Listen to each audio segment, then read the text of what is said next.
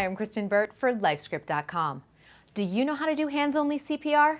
It's a skill that actress Elisabeth Röhm is trying to get taught in schools to help save lives. In this exclusive interview, she talks to us about her personal involvement with the American Heart Association and that famous song we all need to know to administer CPR. So Elisabeth, you're working with the American Heart Association for their initiative CPR in schools. I hear this is a personal story for you.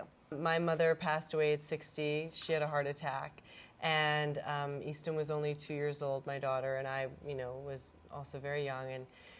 And my father had also heart disease and had a triple bypass when he was 40, and I was about 8 years old.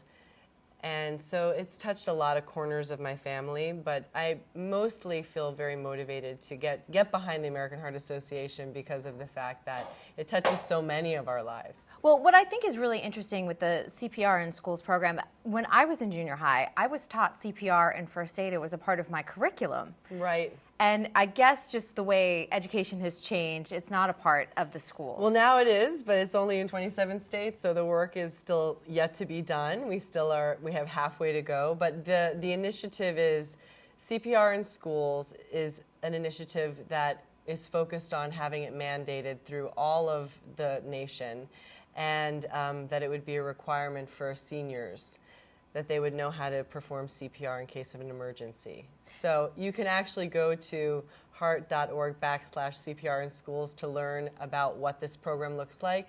And you can also go there to learn about if your state is one of those 27 states. But recently it's been passed in New York, which is a big victory. 27 states is a big victory, but we're not all the way there. We're just about a little bit over halfway there. What I think is really interesting is that it has also changed the technique of CPR in that they have a hands-only, and because I learned that the hands and the breath, right, and the rates per minute, or I guess per second actually, it's quicker, isn't it? Yes, I think that this is a hands-only CPR is one that everyone can learn, and there is that feeling of, and I think this is something that's important to say, that who am I to be CPR certified? I'm not a nurse, I'm not a doctor, and you think it's beyond you. It's going to take so much of your time to learn it, but hands-on CPR is something we all can know, and clearly we want it to be something that every senior in the United States of America does know.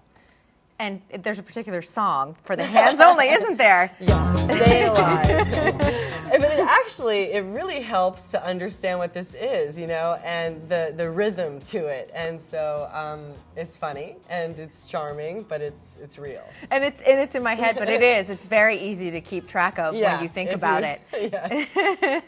And I think what was interesting with the hands-only and just watching the videos and everything, it's basically 2 steps. They're like, call 911, start the hands-only CPR, go. Absolutely. But you can take it steps further. You can take it steps further, and you can also learn more extensive CPR. You can get certified for that with the American Heart Association, and I would recommend that too. But CPR in schools is creating a consciousness and a wave of lifesavers in this country that just this year alone, there'll be 1.6 million lifesavers.